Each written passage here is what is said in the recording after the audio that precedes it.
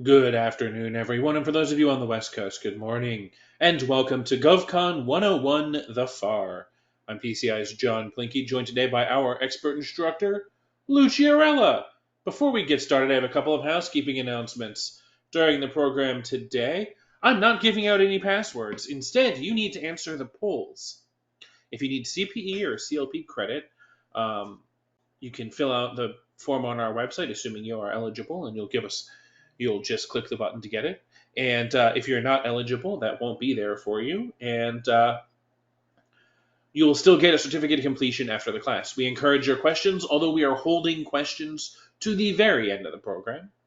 We'll also do the polls at the end of the program, so listen to the lecture, answer the polls, and then ask your questions. If you have a question throughout the program, put the context of the question, what slides you're looking at, what topic we're talking about, so that we can dig that context up. But we do encourage your questions, and if we need to stay on a little bit longer after the end of the program to answer your questions, we'll do that, or we will follow up via email. Thank you, everyone, and with that, take it away, Lou. Thank you, John.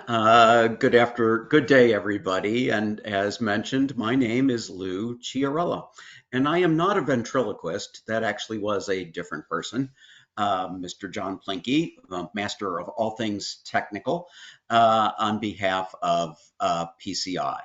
So, welcome all of you to GovCon 101 The Far. As its name suggests, we are going to, GovCon 101. Let's start with the basics. And I could think of no better topic to be covered in a GovCon 101 broadcast than the federal acquisition regulation. I mean, seriously, there is probably no better place to start than with that regulation that is so key to government contracting. Now, one of the things that is really cool about federal government contracting is that it is pretty consistent regardless of what federal agency you're dealing with. The federal government as a whole is buying and contracting for goods and services and spends by contract roughly 750 billion dollars a year. The really good cool thing is that regardless of what agency you're dealing with, Army, Navy, Homeland Security, Commerce, Treasury, NASA, NOAA, they all contract the same way. And that's because the same statutes and regulations generally apply across the whole federal government, regardless of what federal agency you're dealing with. And likewise, the FAR applies generally across all government agencies.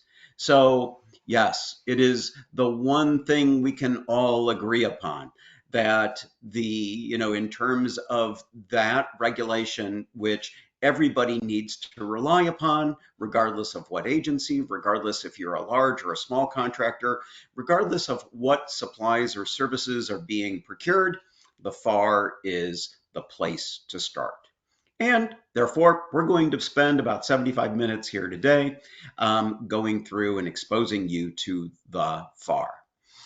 In addition to the slides, there is a handout. There is a sample solicitation in your handout materials, and we are going to show how the FAR and a solicitation or a contract actually combine together and really join the two together. With that having been said, let's roll. Let's jump ahead. So what is the FAR? The Federal Acquisition Regulation, which everyone just calls the FAR, is clearly the most important procurement regulation to the federal government contracting. And as mentioned, it is generally applicable to all federal agencies and all federal procurements. There are a couple of really weird miscellaneous exceptions, like the FAA, but by and large, the FAR applies to all government agencies and to all federal procurements. And what I mean by that, by procurement, is a government agency is not selling something, and it's not a grant, it's not a cooperative assistance agreement, but it's a situation where the federal government is buying goods or services or construction for its use and for its benefit. Now, you would think that the FAR, and I mean, it's found, you can find it in many different sources, and we're going to get to that, but I have my paper copy here, and you can see, I mean, we're talking 3 inches thick now. The FAR is, you possibly couldn't say anything more, but in fact, federal agencies can in fact supplement the FAR. So every federal agency, regardless of who it is, has the authority to supplement the FAR, and they can issue a supplement. The largest of the FAR supplements is the Defense Federal Acquisition Regulation Supplement, or the DFARS. So if you're doing business with a federal agency, not, in addition to the FAR itself, there may be agency supplements to the FAR, and just understand that you would then have to recognize the possibility that there is an agency specific provision or clause that supplements what's in the FAR. The other thing to realize is that the FAR is ever changing. It does not hold still. And therefore, that's one reason why the online electronic version of the FAR may be preferable to a paper version, because the paper version is going to be out of date in 6 months' time. But the online version of the FAR is constantly updated, and therefore, you don't run into the same problems um, as the paper version. So just understand that while some provisions of the FAR have been unchanged since the time the FAR was first created and issued some 40 years ago, there are other parts that are brand new, and you can tell by looking at the date associated with a FAR clause, when it was enacted, when it was issued, and if it's a new provision or an old one. All right. So, John, we have the first of the polling questions. Were we holding all the polling questions to the end or doing them along the way? Let's hold them all until the end. All right. We will do that at the end, everybody. So, what is the FAR? All right. So, this thing, the FAR, became effective in 1984, in April of 1984. So, yeah, it's a little bit more than 40 years old right now. And therefore, you can date people by, do they remember a time when the FAR wasn't in existence? Um, in terms of the management of the FAR, the General Services Administration, or GSA, is the agency responsible for the overall management of the FAR. And there is a FAR council called the FAR Secretariat that is the day-to-day working group that is authorized to issue and to revise the FAR. Now, changes to the FAR are, the FAR is not only that regulation which applies to government contracting, but it is a public regulation, and therefore you can find it in the Code of Federal Regulations, 48 CFR, is the FAR. And likewise, when the FAR is changed, it goes through the normal rulemaking process as established by the APA, the Administrative Procedures Act. So a proposed rule or a proposed change of the FAR is drafted first, and it is put out for notice and comment.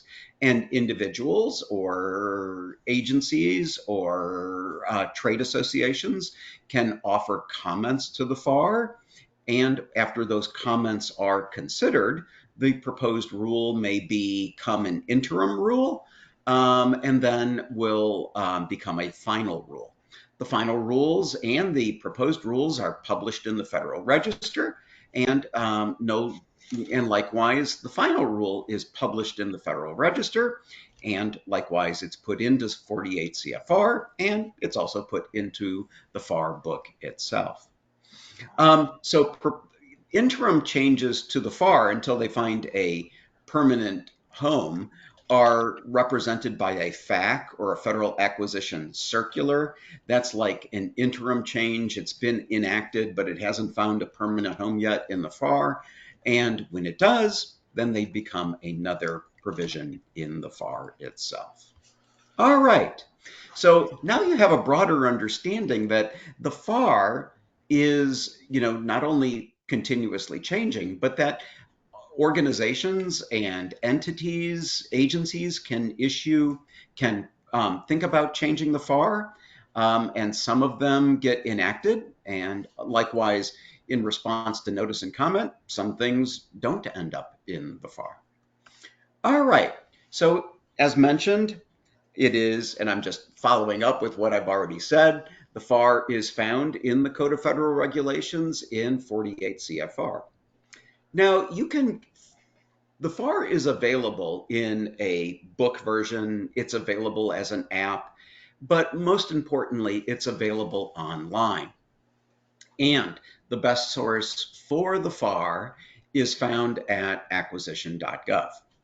So acquisition.gov is a GSA website, and that is where you can find the current edition of the FAR, but you can also find all of those agency supplements. So like the DFARS, or the NASA FAR supplement, or the GSA FAR supplement, or every other FAR supplement that federal agencies have enacted can also be found at acquisition.gov. But wait, there's more. You can find former versions of the FAR, ones that are not current. And you might say, well, Lou, why would I care about an older version of the FAR? Well, because the FAR as enacted at the time of contract award is generally that version of the FAR that lasts for the life of that contract. So sometimes if you have an older contract vehicle, you might have to find a previous version of the FAR to see what the FAR clause said at the time the contract was awarded. Not currently, but at the time of award. So just understand, one, prior versions of the FAR are also available at acquisition.gov, and two, generally the FAR as it existed at the time of contract award is the version that lasts for the life of that particular contract. Acquisition.gov is very searchable. You can search it by term or by number or anything else. The acquisition.gov is updated continuously every time the FAR changes. Those changes are immediately made available in acquisition.gov. And as mentioned already, the prior versions are also available there. So that's where you go to find the FAR. And the FAR is also available as an app if you went to your Apple Store or your Google Store. I have not. I mean, I know people. I used to have one on my phone, and then I ran out of memory, so that one had to go. But I do have both the paper and acquisition.gov is one of those windows that's always open. And likewise, the paper version doesn't get far from my desk here at home either. All right. Now, before we go any further talking about the FAR, we'll spend a second taking a look at the federal government contracting process. And when I teach classes regularly for PCI, one of the classes that we just finished doing last week was the fundamentals of government contracting. And in this class, we did a once over the world over the course of, I believe it was 16 hours. We did a review, a big picture review of the government contracting process from start to finish. So you can see here on this particular slide that I have, again, set forth the government contracting process as a series of boxes and arrows in basically chronological order. And you can see that the first thing generally happens is that a government agency, with or without the assistance of contractors, will determine or define its needs, its requirements. There's then a lengthy time of acquisition planning. And eventually, the result of all of that planning and finding a government official with the authority to issue a solicitation will be the that issuance, followed by the receipt of bids or proposals, as the case may be, from contractors. And then there's an evaluation process leading to an award, and there could be bid protests challenging that award decision. Post-award, contracting continues through administration and performance, and there could be issues associated with contract administration.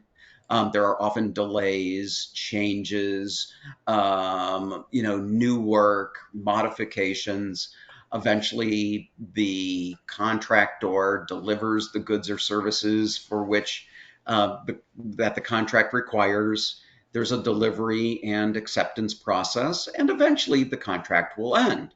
Either it will run its normal course and there will be completed performance and payment and a closeout, or it may be, it may come to an end early, prematurely, through a termination.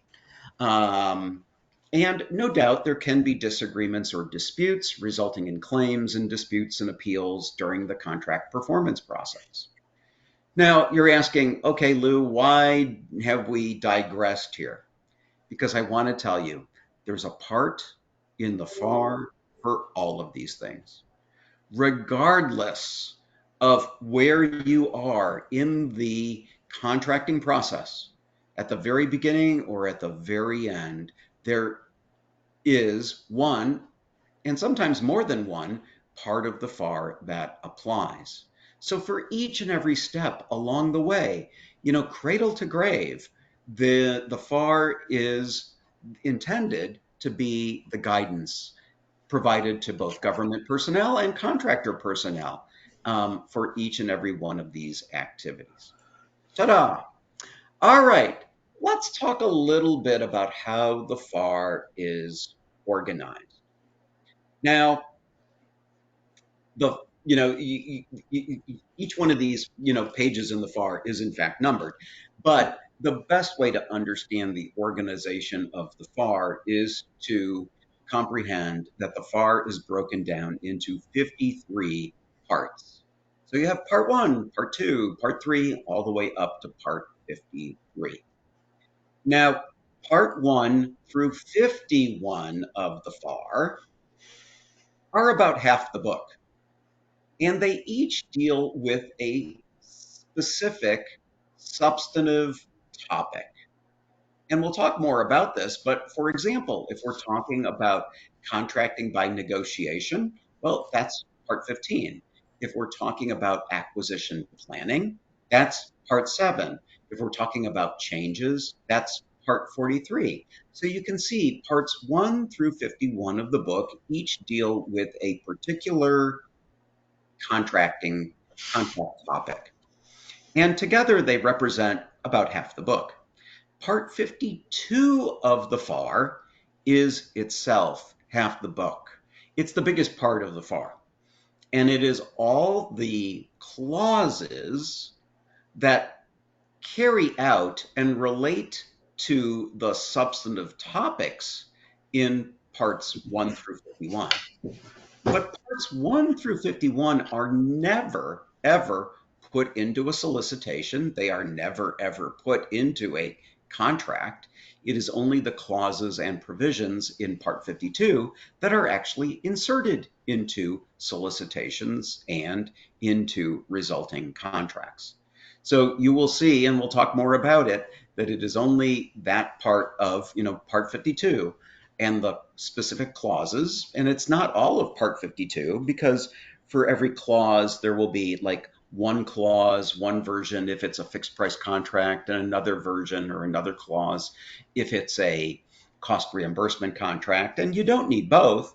So, it's not like you put all of Part 52 into the solicitation or into the resulting contract, but it is only those things in Part 52 that find their way into solicitations and contracts. Part 53 is really short. It is at the very end of the book. It might be a dozen, 2 dozen pages long, something like that. And it is the standard forms that government agencies use for contracting. So it would be the form used for solicitation, offer, and award. It would be the form used for a modification or an amendment. And in addition to the form, it's also the instructions for those forms. So if you as a contractor or as a government official need to fill out the form and you're unsure, well, what do they mean by date? Do they mean today's date, the date the solicitation was originally issued? What date do I need to put in here? The forms will have the instructions with them, and you'll find them all in Part 53 of the FAR. And again, all of this is found in acquisition.gov. So if regardless of what you're looking for, you can find all of this in acquisition.gov. All right. Now, the parts of the FAR, part one, part two, whatever part it is, actually are further subdivided. There are parts and subparts and sections and subsections, so that when you look at a given number, you can say, well, I'm looking at the number there, FAR 9.104-1. Well, I know it's found in FAR Part 9 because that's the first digit. 9.1 represents the subpart and then section and subsection. So there is, people generally don't refer to things below the subpart. It's either FAR like 9, FAR Part 9 or FAR subpart 9.1.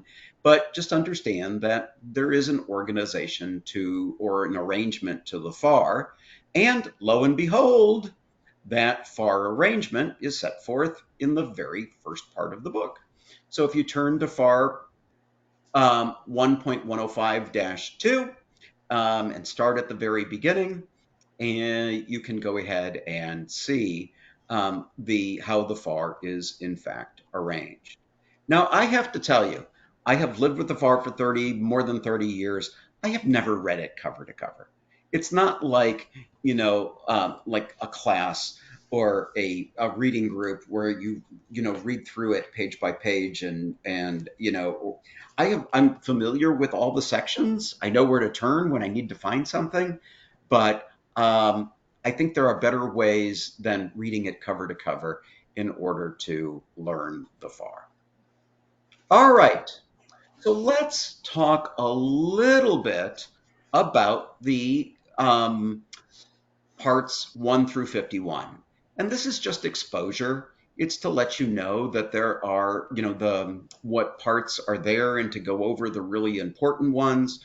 I'm not going to cover every one along the way, but I wanted to at least expose you to all the different topics that are covered in the FAR. Part one is the FAR system, its organization, who can change it, the authority of a contracting officer, the authority of a head of a contracting agency, what their responsibilities are. So all of those big things are found in FAR Part 1. Part 2 is really important. It is like Webster's dictionary. It is a listing of terms. So if you want to know what the word contract means or what the word simplified acquisition threshold means, and you see all of these terms and you're wondering, oh, that sounds like a legal term. Where do I go to find its meaning for that term or that word? Part 2 is definitions. And we'll talk a little bit later about how all of the definitions in Part 2 become applicable to a specific solicitation or to a contract. Part 3 deals with improper business practices. So those things that are no-nos, failure to come up in, contingent fee arrangements, false claims, false statements, failure to come up with your price, to have an independent price determination. All of the personal conflicts of interest, all of those improper business practices are found in Part 3. There are parts 4 and 5, but we're skipping ahead and mentioning 6. 6 deals with the standard competition requirements that apply to government contracts. So, competition is generally mandated. It is mandated by statute. When at the same time that the FAR was being passed in 1984, CICA, the Competition in Contracting Act, or CICA, which everyone says CICA, was being passed in 1984. CICA generally mandates competition. If you didn't want to find the statute itself in the US Code, it'd be much easier to turn to FAR Part 6 and read the provisions there dealing with competition. Another one to mention that's really important is FAR Subpart 8.4, and this deals with the GSA federal supply schedules.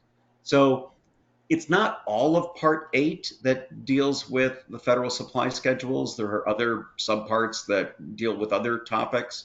But if you have a federal supply schedule contract and you want to know about how orders are issued, task and delivery orders are issued, the issuance procedures, those would be in subpart 8.4.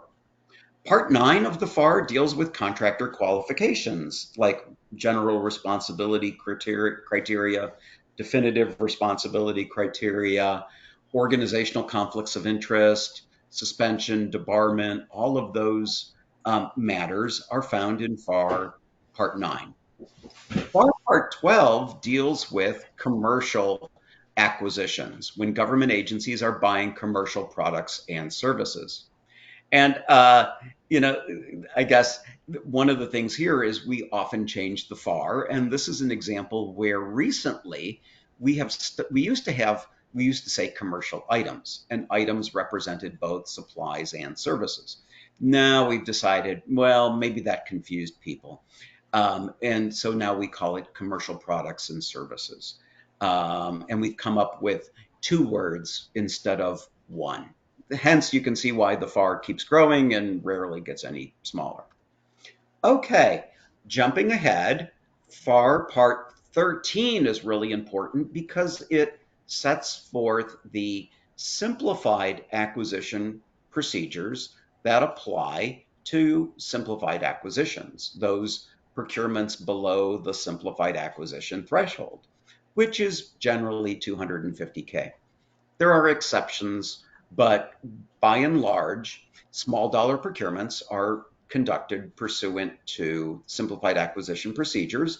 And if you want to know how, what those procedures say, they're found in FAR Part 13. Part 14 is sealed bidding, to the extent that you ever see sealed bidding as a procurement method. There's a part in the FAR that explains how that works. Part 15, super important, deals with negotiated procurements. So when an agency issues a solicitation and it's called a request for proposals, an RFP, and the agency is using negotiated procurement procedures, and you want to know exactly what those are, they're all found together in FAR Part 15. Part 16 of the FAR deals with contract types. This is really, really important. This is, we could spend hours just talking about contract types and not only understanding the difference between a fixed price contract and a cost reimbursement contract, but when government agencies start talking about time and materials contracts or IDIQ contracting or a letter contract or a labor hour contract or a requirements contract, all of these different contract types and when to use them are all described in detail in Part 16. Part 19 is super important, and it deals with small business programs.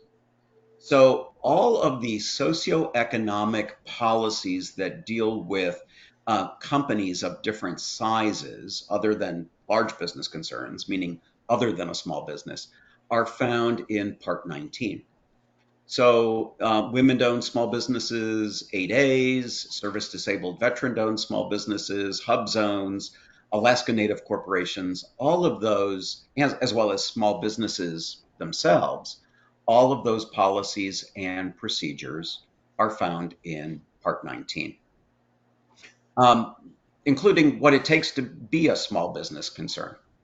Now, I'm pointing out here Part 20, and if you looked at Part 20, it's one word in length. It says reserved.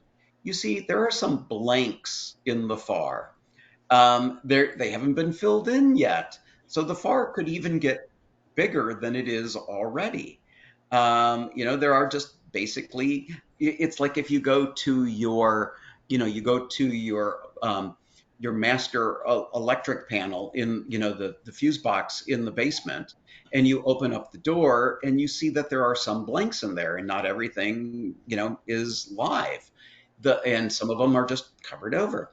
Yes, the same kind of thing applies to the FAR insofar as, um, there are some parts of the FAR that are not currently in use. All right, Part 22 deals with labor statutes. So the Service Contract Act, the Davis-Bacon Act, overtime, collective bargaining agreements, all of those things that deal with labor and organized labor are found in Part 22 of the FAR. Jumping ahead and looking ahead to Part 27, Part 27 deals with patents and data rights. And patents are, the intellectual property associated with an invention, and data rights are the intellectual property associated with computers, with either tech data or computer software. Um, all of that, um, including the applicable resulting clauses, are, in terms of what to use when, are found in Part 27. Part 27 is an example of a situation where the um, at least for DoD, the DoD supplement to the FAR, or the DFARS, actually replaces the importance of the FAR provision. If you're dealing with DoD and it deals with tech data or computer software, the DFARS provision are basically the ones that are more applicable than the FAR provisions themselves. Okay, Part 28 of the FAR deals with bonding and insurance. And this is really applicable especially in construction contracts, where there might be a performance bond as well as a payment bond. All of those issues are found in Part 28. Okay, 30 and 31 go hand in glove. And if you're doing cost reimbursement contracting with the federal government, you really need to understand these two parts inside and out.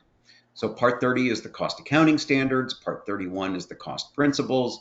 They really, you can't deal with one without the other. So in terms of when costs are allowable, or what's dealing with allocability, or what costs are, what does it take for a cost to be considered reasonable, as well as the applicable cost accounting provisions, those are all found in Part 30 and 31. Going backwards for a second, I know we're going the wrong way, but something to point out. FAR Part 15, as mentioned, deals with negotiated procurements. But you want to pencil in here part or subpart 15.4. 15.4 is cost and price analysis techniques. So when government agencies are awarding contracts and have to determine that the cost to the government is reasonable, meaning not too high, it will use a lot of different cost and price analysis techniques. in order to do so. They had to put it somewhere. It's actually found in FAR subpart 15.4, but it may apply in situations where the government is not using negotiated procurement procedures, but nevertheless still has to undertake cost and price analysis in order to, as part of the cost, as part of the evaluation resulting in an award determination. So just understand, if we were going to take a class, do a class together on cost and pricing, we would be spending most of it in FAR subpart 15.4. All right, 32 deals with contract finance. This deals with all of the different types of payments that contractors can get during performance, not just performance payments, but progress payments, advance payments, Prompt Payment Act interest. All of those things are dealt with in Part 32. Part 33 deals with protests and disputes. So if you were thinking of filing a bid protest with the contracting agency, where would you start? I would start with FAR Part 33. Likewise, if you're going to pursue a claim and with the contracting officer, and then you want to know what guidance exists in the FAR regarding the certification that you need to make as part of your claim if the amount exceeds $100,000. Well, the wording for that certification when you need it is found, among other things, in FAR Part 33. All right. Part 34 deals with major defense or major system acquisitions. This is primarily DoD, but not only DoD. But what we're dealing with here is major procurements. Those where $1 billion is, you know, is a small amount. Part 36 is specific to construction contracting and architectural and engineering contracts. So again, it doesn't apply in every instance, but if you're doing a contract for construction or A&E, Part 36 is going to be very applicable. Part 37 deals with service contracting. So again, it is a situation where if those things that are specific to service contracts are going to be found in Part 37. Part 39 deals with IT acquisitions. So if you're looking for information specific to IT, that's where you would find it. And you can see that it's not just one part of the FAR that's going to apply to any one procurement. There's going to be a lot, because you might have to, if it's an IT procurement, read the stuff in Part 39, plus the government is using, let's say, a negotiated procurement procedure, so you need to look at Part 15. They picked a fixed price contract, so you need to look at Part 16. You are thinking about a agency level bid protest. Well, now I have to turn to Part 32. So you understand that there are many different parts of the FAR that are going to interact and come together in every procurement. Okay. Most of the FAR are organized chronologically. By the time we get into Part 40, we are talking about things that are going to apply post-award.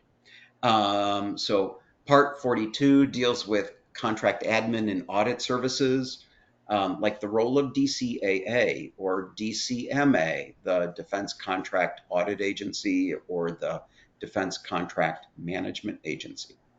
Part 43 is like one of the smallest parts of the FAR and the most important.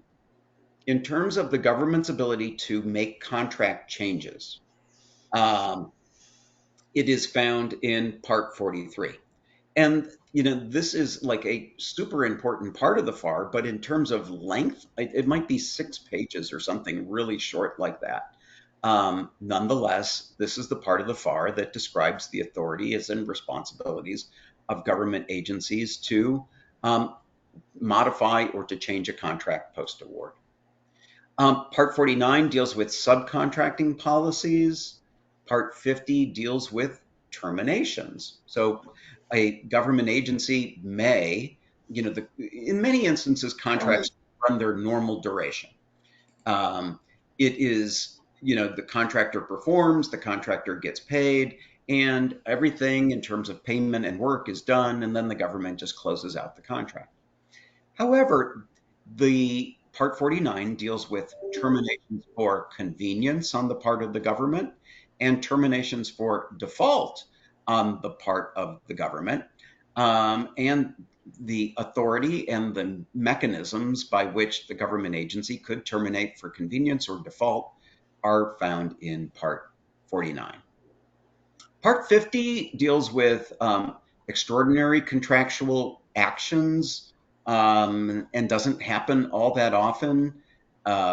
This is Public Law 85804, relief that is outside of the contract, but since it's going to apply, you needed a part in the FAR to describe how it works. And then finally, Part 51 deals with the use of government sources by contractors, where sometimes a contractor is allowed to make use of a government source. This is more than just government property. There is a part in the FAR dealing with government furnished equipment and government furnished property, but then, and that's in Part 48. But Part 51 means contractors using government sources like the federal supply schedules, as if they were a government agency. That authority exists, and that's in Part 51 of the FAR. So you can see there are lots of different parts, and it takes some um, practice in order to get familiar with where, knowing the different parts that exist. And, this way, when something comes up, you can say, aha, you have one of those, um, you know, Miss Clavel from Madeline moments where you say, ah, I remember there's a part of the FAR that deals with this. Better turn to this part of that part of the FAR and start there in terms of your research. All right, somebody needs to mute themselves. I'm getting a little bit of background noise, but let's move on.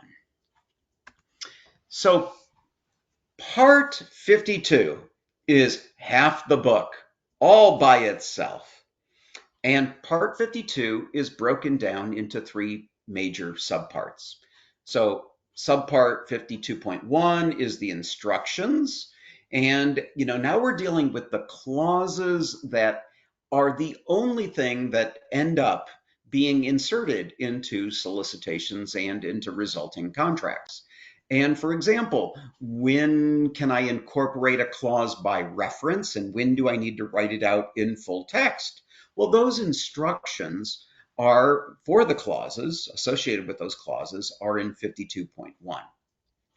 The text of the clauses, if you wanted to actually, for example, you're reading a contract and they incorporate a clause by reference and it just has the number and the name and the effective date. And you're like, well, what does that clause say? Well, you're going to have to turn to 52.2 to actually read the text of the clause. And then 52.3 is a matrix. And we'll take a look at what the matrix represents, but the matrix is essentially a really, really big table of all of the clauses along the left-hand column, and then across the top, uh, the different types of contracts, like a fixed price construction contract, fixed price service contract, fixed price supply contract, and it will tell you when the clause is required, when it is required as applicable, and when it is completely optional. So you can see there that there is a matrix that tells you, everybody, when the clause has to be there, is not discretionary, and when the clause is in fact discretionary. There are some clauses that government agencies have no, that are not optional.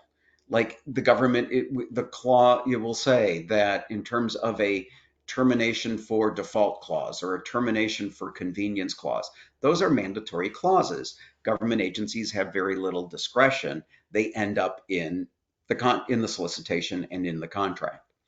But other clauses, like a warranty provision, does the government want to acquire or request a warranty as part of the commercial product being delivered? Well, that's completely optional.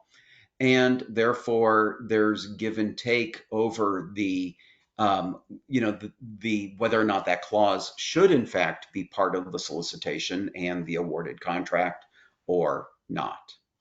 And then, as mentioned, Part 53 is the forms, the like standard form 33, 1449, all of the other standard forms that are used with government contracts, as well as the instructions for those forms are found in Part 53.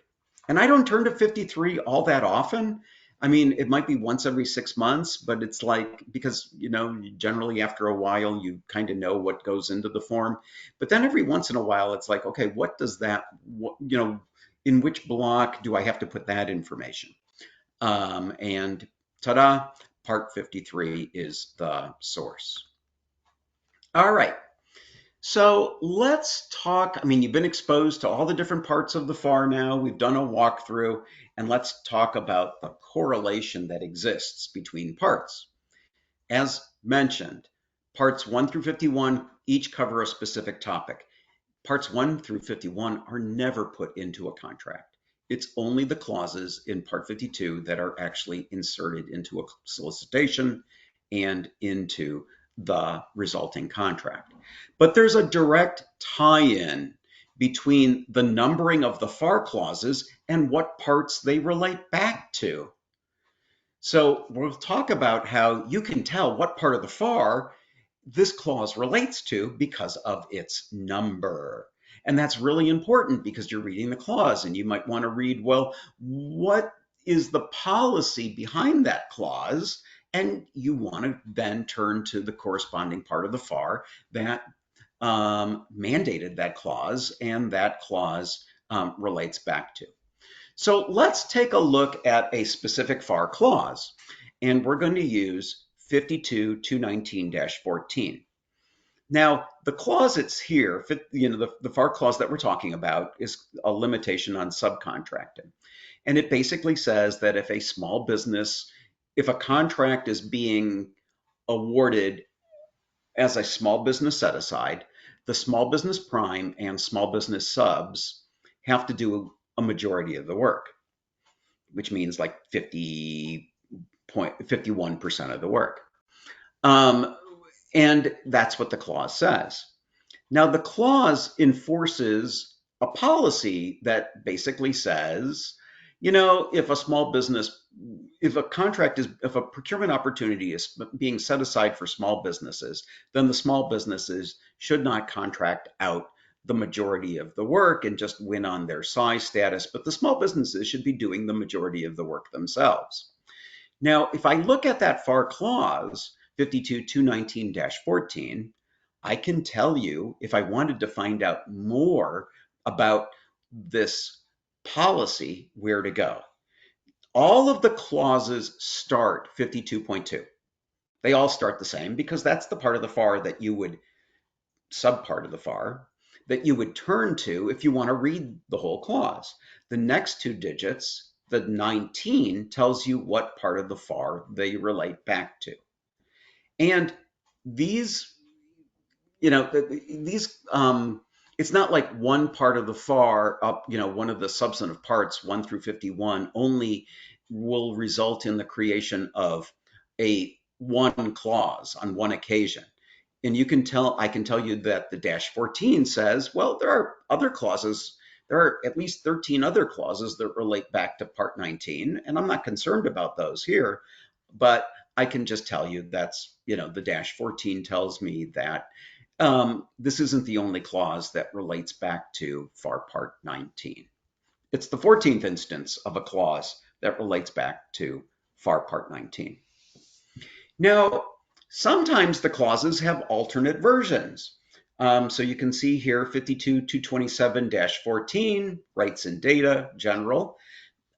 Again, in terms of numbering, 52.2 tells me that's where I would go to that part of the FAR if I wanted to read the whole clause.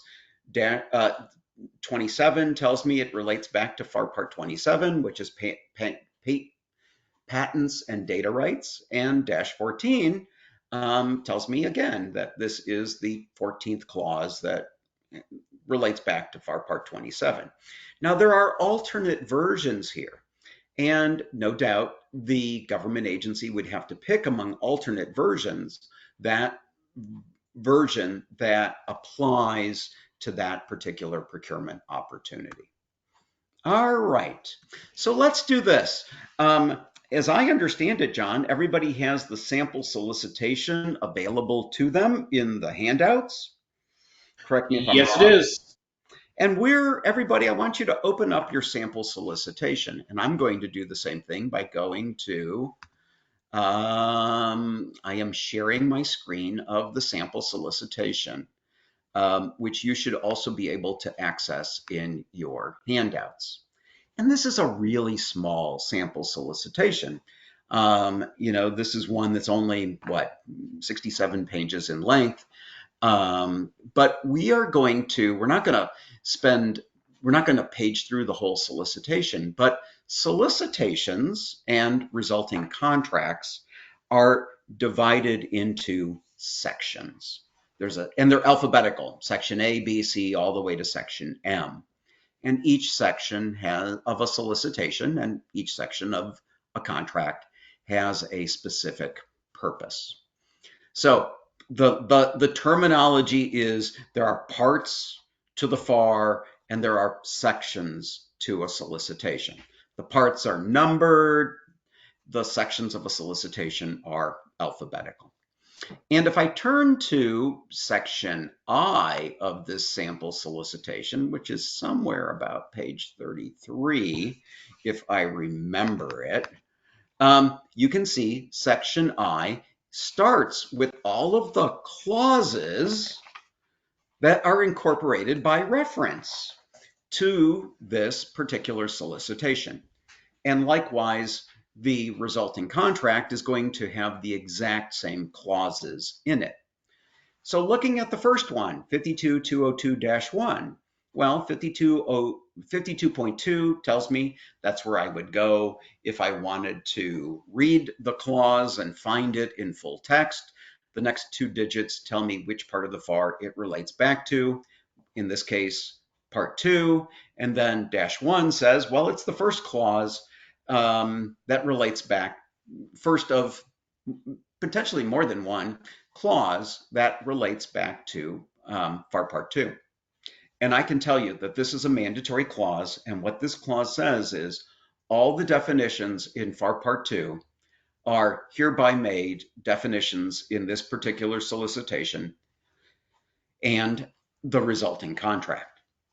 So that's how all of the definitions that are found in FAR Part 2 are inserted into the solicitation and into the resulting contract.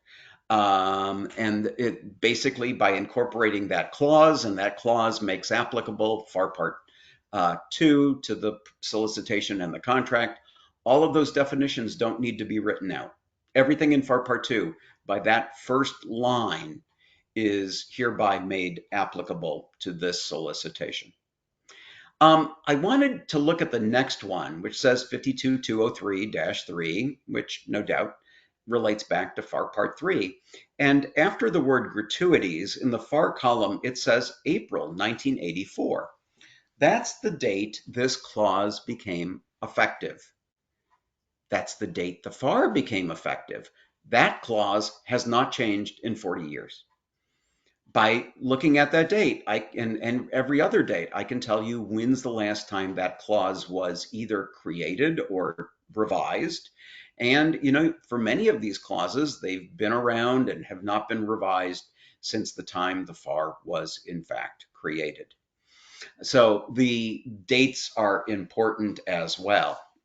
And likewise, if this were your awarded contract and a issue or a matter came up, you would have to look at this listing here of clauses to see when was the last time, what was the version of the clause that was current at the time the contract was awarded. And that's the version you need to make sure you find with the corresponding date in acquisition.gov. So it's important to realize that the name and the FAR number and the dates are all provide key information to you. Um, that is, that's going to have a big input on the administration of, or the award of the contract, as well as the administration of the contract.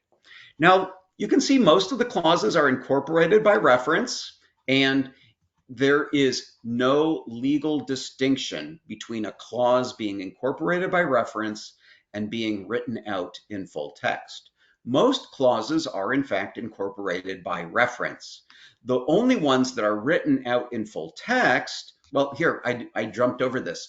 After you have all of these listing of FAR clauses that are incorporated by reference, at the very end here, the numbering changes. Instead of 52, 249, termination for default clause.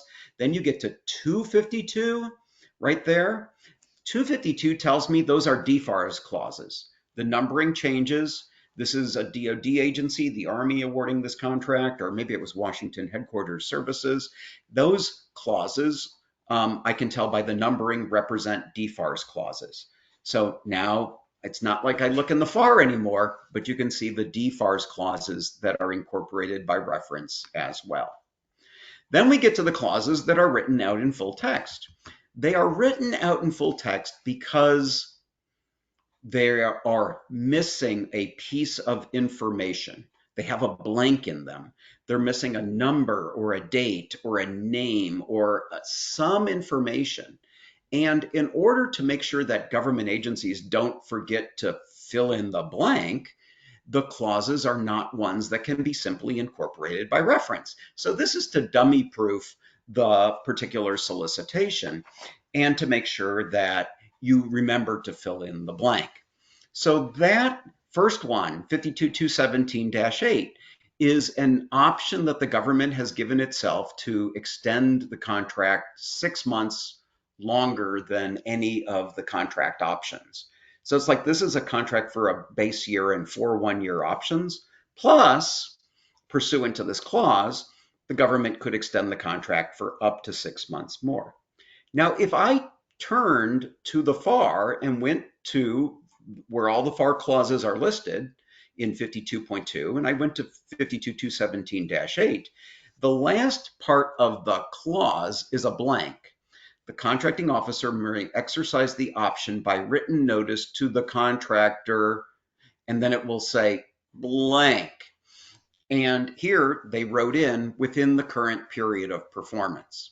So you can see here that the government, like for every one of these other clauses that had to be written out in full text, remembered that there's a reason why it's written out in full text. It's to remind you to fill in the blanks and add the date or the number or the name or whatever other information was needed.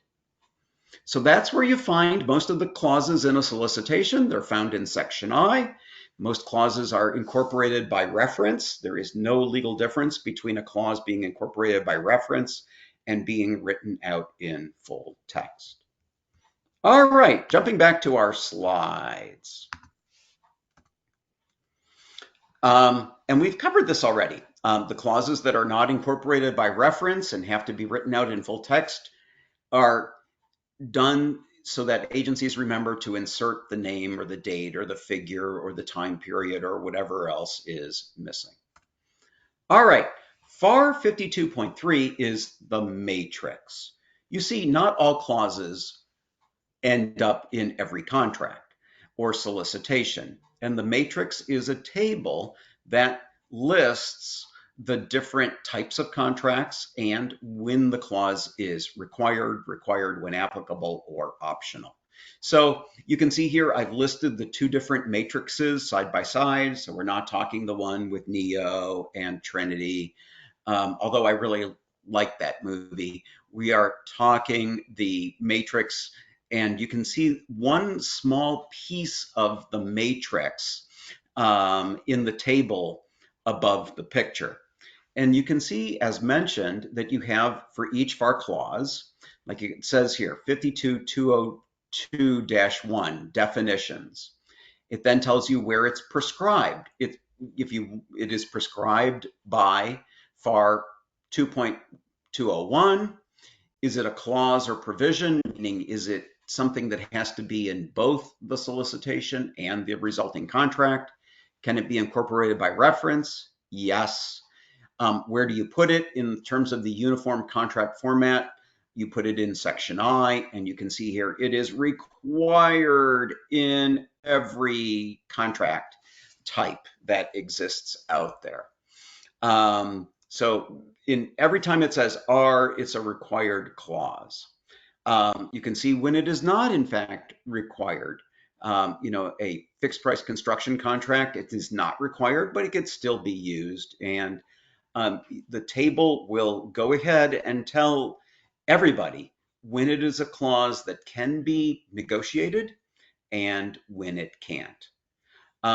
So again, this is a really, really important, really important tool.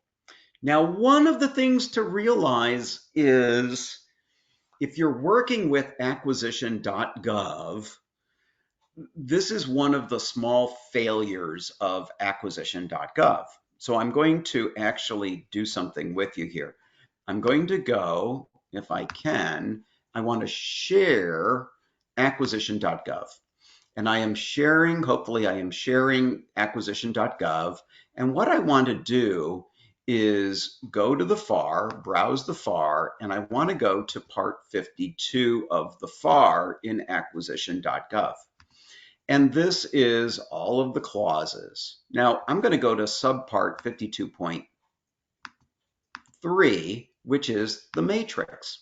And they have here a smart matrix where you can search for a given FAR clause. If you knew what you were looking for, that would be really great. But if you're looking for the matrix and you want to know, you want that matrix itself, the way that you have to achieve it is to do this. You go to the smart matrix and you select FAR, and then you select show complete matrix, and then hit return. And then this is how apply, and click apply. And this is how you get the whole FAR matrix.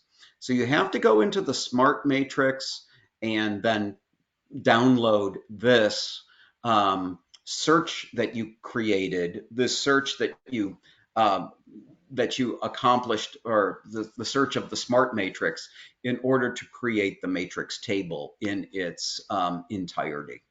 I just wanted to let you know how that was done because it is not intuitive. All right, jumping ahead in the time we have left. 52.3 is forms, and as mentioned already, it is almost the instructions to the forms are more important than the forms themselves, because there will be times when you have questions about, okay, what do I put in this blank, or how do I respond? And that information, people forget that instead of, you can try to go find the form online, but there's a shortcut. Instead of looking for government forms and doing a Google search, turn to FAR Part 53. You're already in acquisition.gov. Just go to Part 53 as well. All right, so we're going to do a slight review together here of the parts of the FAR in the time we have left. And then we'll also go ahead and take any questions that you have that I may have not provided the complete answer for. So where in the FAR would you find guidance regarding the content, including the broader meaning and context and application of FAR clause FAR 52215-2? And John, do we have a polling question for this? We sure do. It is posted now.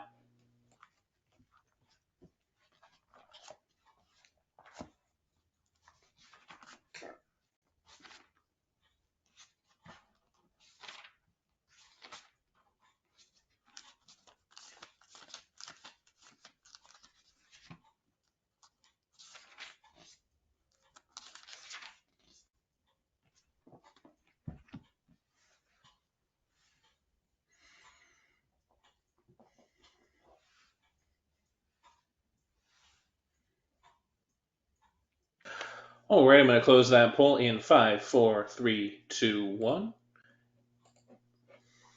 And we've got a mix here, so why don't you go ahead and explain the right answer? Sure.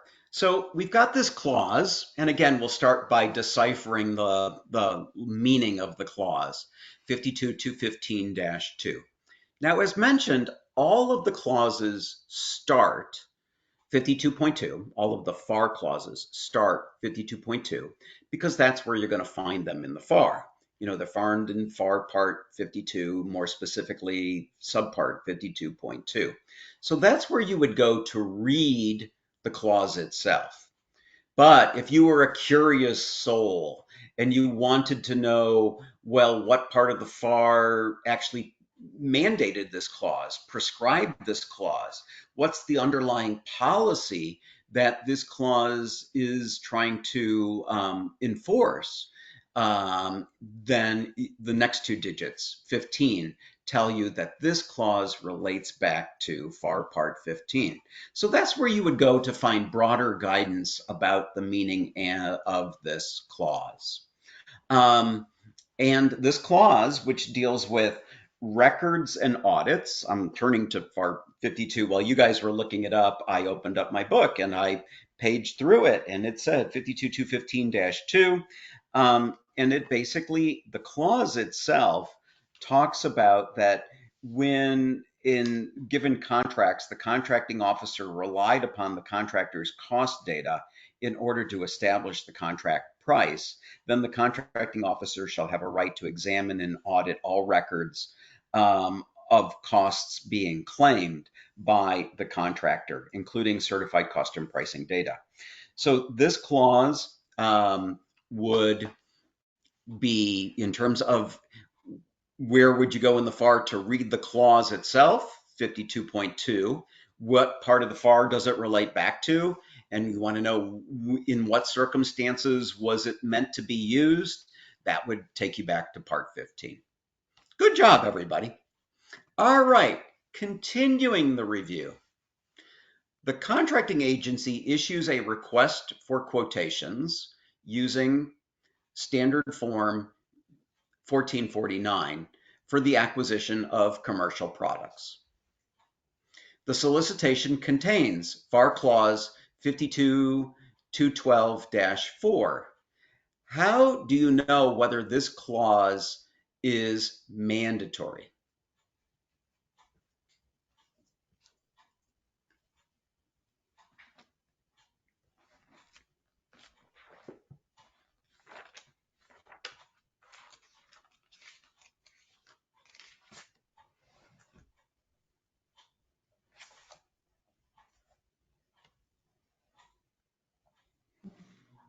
All right, I'm going to leave that open for about 4 or 5 more seconds. And it is closed. Most people are choosing C, but we have a few people saying D and a few doing A and B as well. All right, so C is your best answer here. So we're in a situation where the government is buying commercial items or commercial products or commercial services. Commercial products meaning supplies. And the solicitation, when it deals with commercial products, is really, really streamlined. There are only like 4 mandatory clauses, 52.212-1, 2, 3, 4. And you can see here that in this particular solicitation, they inserted 52.212-4, which is the terms and conditions, basically the T's and C's of the performance of a commercial product contract. Now, A is not your best answer or correct answer. All the clauses are not mandatory. Some of them are in different instances are, but other instances it would not be a mandatory clause. It would be an optional clause, and therefore not every clause is mandatory, and it's not mandatory in the same situations. All the clauses are found in Part 52, but that by itself doesn't mean that it's a mandatory one. When the clause is mandatory, it would be found by the matrix.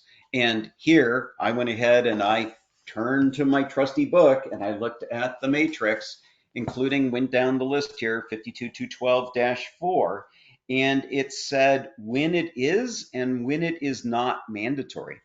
So for example, it's mandatory when the government is buying commercial items. It's not mandatory when the government is not buying commercial items. In those instances where the government is buying something that is not a commercial item, or buying it using or is using a cost reimbursement contract, these terms and conditions are not, this particular clause is not a mandatory one.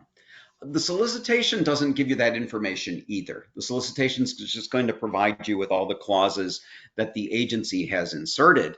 And if you wanted to know, well, is there any wiggle room? Is this a required clause? Or in each instance, as you turn to section I and you're trying to understand, is this a mandatory clause or not? Would the agency remove it if could I object to a certain clause? Then the starting point for knowing its applicability or whether it's mandatory or not is going to be found in the matrix. One last one. The contracting agency is issuing a mod and cites to FAR 52.243-1 changes fixed price, August 1987 as its authority to do so. Where would you go to find the clause?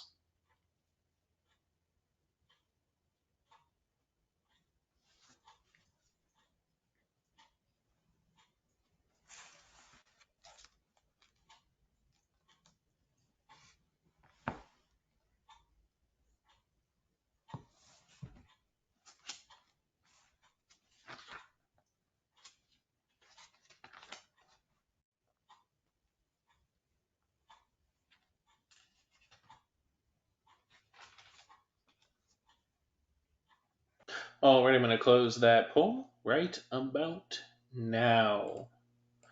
All right, we have a split between A and C with a little bit of B in there. So where would you go to find the clause itself would be in A. All of the clauses are listed in Part 52. If you wanted more background on on the underlying substantive policy, you would go to Part 43 because it will discuss changes generally. But in terms of finding the clause and the language of the clause and the fact in this instance, one, that the government can make a change unilaterally and the contractor's entitlement is to an equitable adjustment if the change causes an increase in cost. All of that would be language in the clause, and the clause, this is one of the many clauses that's incorporated by reference. So if you want to read it, then you'll have to turn to Part 52 of the FAR. So you can see here that you would turn to the clause itself in Part 52 if you want to read the clause, especially if the clauses are just incorporated by reference. But you also have a good idea of the corresponding part of the FAR that discusses the topic related, the big substantive topic that clause is related to. With that having been said, we're running out of time. I will go ahead and turn it over to John to let me know if any questions came in. We do have some questions. While we answer questions, I'm going to post a rating poll. And somebody commented, "These are trick questions" at the end of the program. I didn't mean I mean to make them. Uh, I didn't want them to be super easy, but I wasn't trying to trick you. I'm sorry. So we also have, when there is a change to a PO, would you use the new up-to-date FAR or what it was at the time of the original award? Yeah. The government can use a new clause, but if a new clause is inserted and it causes an increase to the contractor's costs, then the contractor has a right to seek an adjustment. So let's say it's a new clause that says no texting while driving, and the government inserts a new clause that um, wasn't in force at the time of award during contract performance. If the contractor believes, okay, that's a minor annoyance, but I'm not going to complain about it, fine. But if the contractor thinks, well, there is a clause that a new version of a clause that the government wants to, or a new clause that the government wants to assert that does have a corresponding cost adjustment, the contractor can then seek it. So the government can change the clauses after the time of award, but again, it would represent a contract change.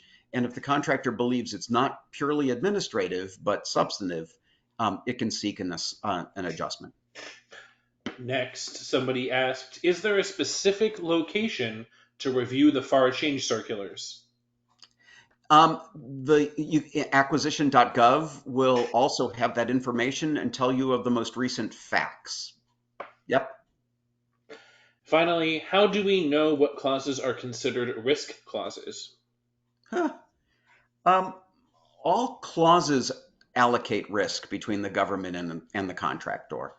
There's just understanding the clause tells you when the government accepts the risk and when the government gives the risk to the contractor.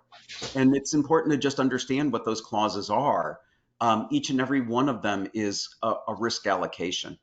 And I think that's the best thing well, that's one of the key things to understand. In terms of making business judgments, it's important to just understand that risk allocation and the playing field on which you're operating.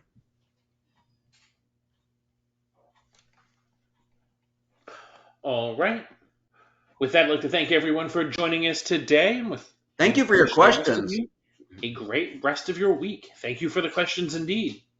Thanks, everyone. Bye. Thanks, John. Bye-bye, everyone.